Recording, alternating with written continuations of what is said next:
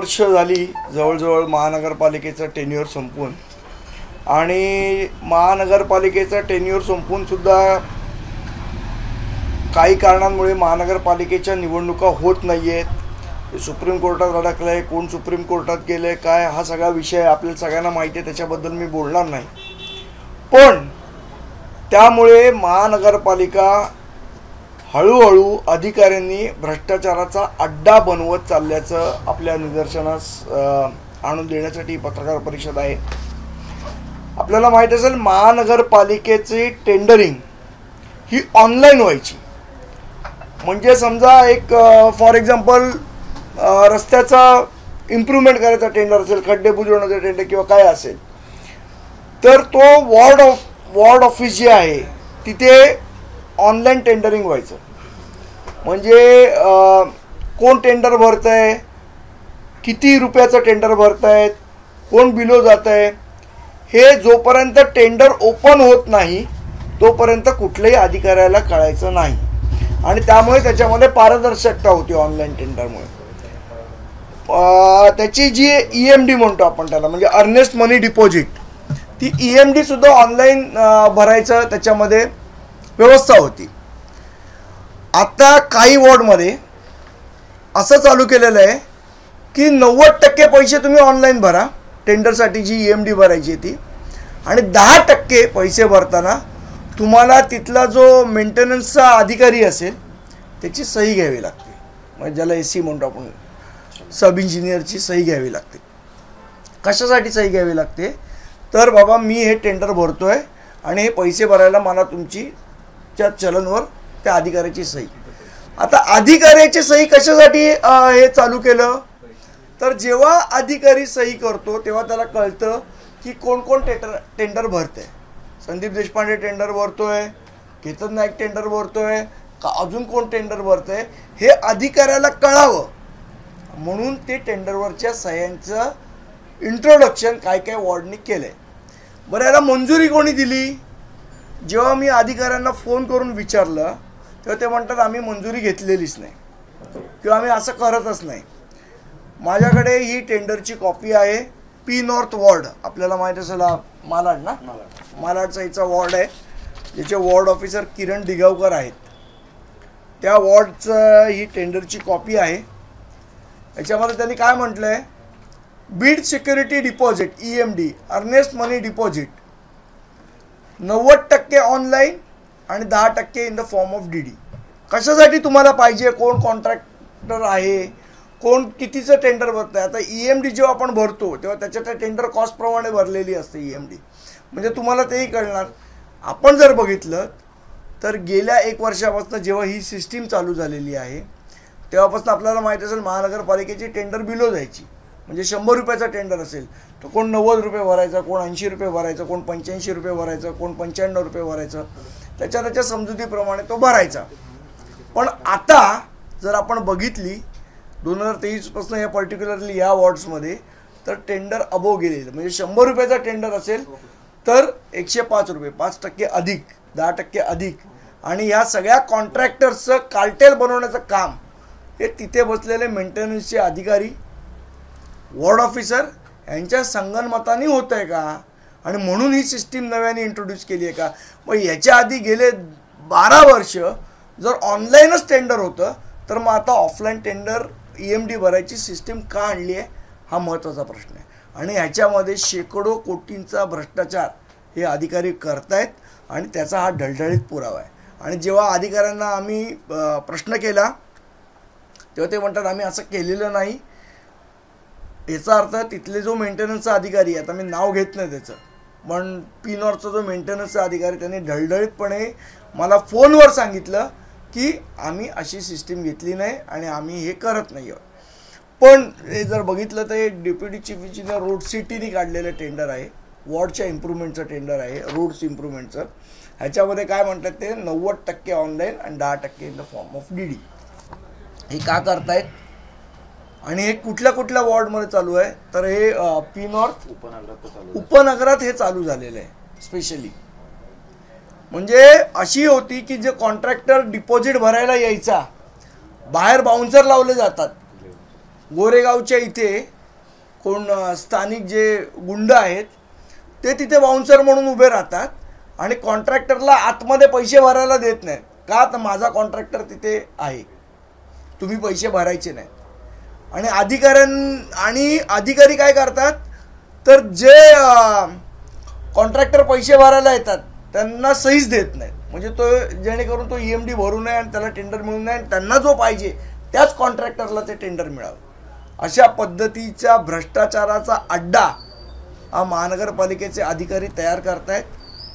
या पत्रकार परिषदेच्या माध्यमातून आमची आयुक्त इक्बाल चहल सिंग यांना आम्ही पत्रसुद्धा काल दिलेलं आहे की त्वरित या गोष्टी बंद करा, नाहीतर महाराष्ट्र नवनिर्माण सेनेची लाथ या अधिकाऱ्यांच्या पार्श्वभागावर बसल्याशिवाय राहणार नाही. हा नंबर 1चा मुद्दा. नंबर 2, एक महानगरपालिकेने स्वच्छ मुंबई प्रबोधन अभियान, आपल्याला आठवत असेल तर डीप क्लिनिंगचं सगळं चालू झालं होतं. मध्ये सन्माननीय मुख्यमंत्र्यांच्या उपस्थितीमध्ये डीप क्लिनिंग होत होतं. ज्या वस्त्या आहेत, ज्या झोपडपट्टी वस्ती आहेत, ज्या बाकीच्या सगळ्या वस्त्या आहेत, तिथे स्वच्छ मुंबई प्रबोधन अभियानाच्या अंतर्गत ज्या आमच्या महिला भगिनी आहेत,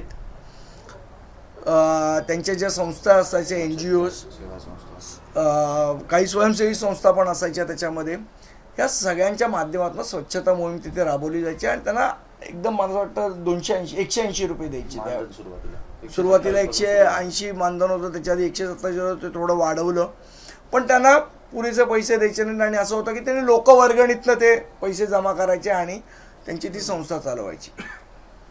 आणि त्यामुळे हजारो बेरोजगार ज्या संस्था होत्या किंवा महिला बचत गट होत्या तर त्यांना त्याच्यातनं कामं मिळायची. आता या डीप क्लिनिंग नंतर असं झालेलं आहे की त्यांना काही ठिकाणी अस्वच्छता आढळली. असू शकतं, मी त्याच्याबद्दल माझं काही म्हणणं नाही, पण त्याच्यावरचा म्हणजे इलाजापेक्षा उपाय भयंकर, ह्याच्यापेक्षा तुमच्या का रोगापेक्षा इलाज भयंकर आपण ज्याला म्हणतो तशी परिस्थिती झालेली आहे.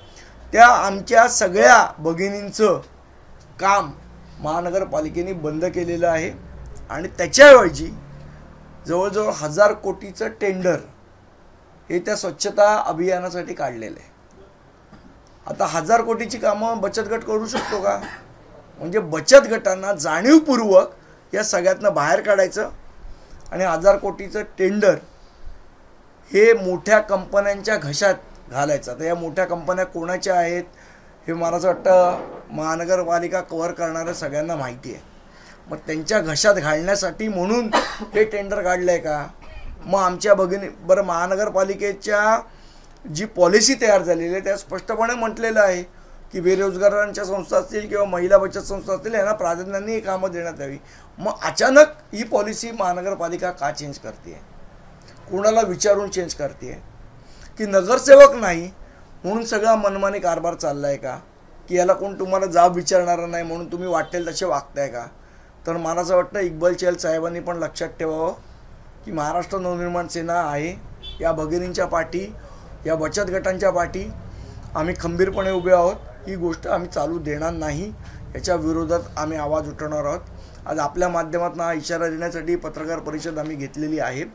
जर याच्यावर कारवाई झाली नाही तर महानगरपालिकेच्या अधिकाऱ्यांना महाराष्ट्र नवनिर्माण सेना सोडो की पळो करून सोडेल आणि मग त्याची जबाबदारी अधिकाऱ्यांवर राहील. तिसरा मुद्दा आपल्याला माहीत असेल, सन्माननीय राजसाहेबांनी पत्रकार परिषद घेतलेली, त्यानंतर आमचे सन्माननीय नेते अमित ठाकरे, बाळांगावकर, नितीन सरदेसाई, आम्ही निवडणूक आयोगाच्या अधिकाऱ्यांची भेट घेतली होती, त्यांना विनंती केली होती. त्याप्रमाणे आयोगाने आता महानगरपालिका आणि अन्य लोकांना कळवलेलं आहे की शिक्षकांना परीक्षेच्या काळात तुम्ही निवडणुकीची कामं देऊ नयेत अशा प्रकारचे निर्देश हे दिलेले आहेत. त्याबद्दल निवडणूक आयोगाचाही आभार. आणि महाराष्ट्र नवनिर्माण सेना नेहमीच लोकांच्या पाठी उभी असते आणि सन्माननीय राजसाहेब ठाकरे त्यांच्यावर जेव्हा आवाज उठवतात तेव्हा आंदोलनाला सक्सेस किंवा आंदोलनाचा विजय हे झाल्याचं आपल्याला दिसतं. धन्यवाद. अजून काही प्रश्न असतील तर आपण घेऊया.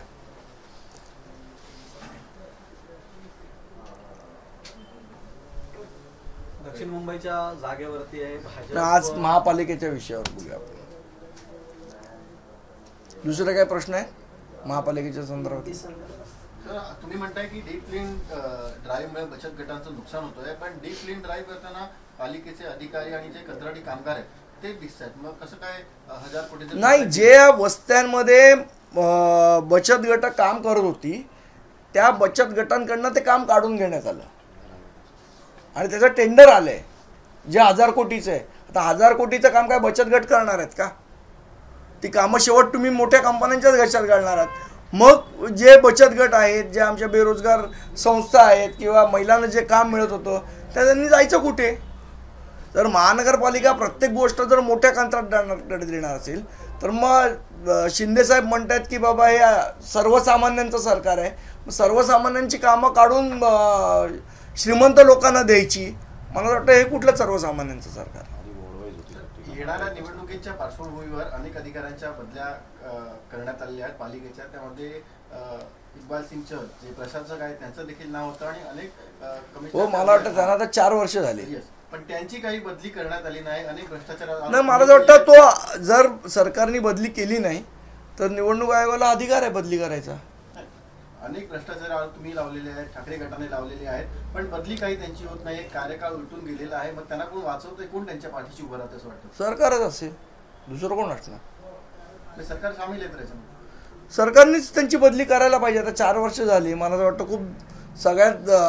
आणि असं नाही आहे की बाबा इक्बाल चहल साहेबांचं एवढं काम आहे की काय म्हणजे महानगरपालिका सुधरूनच गेली, असंही काही नाही आहे की इतके वर्ष ठेवावं असं.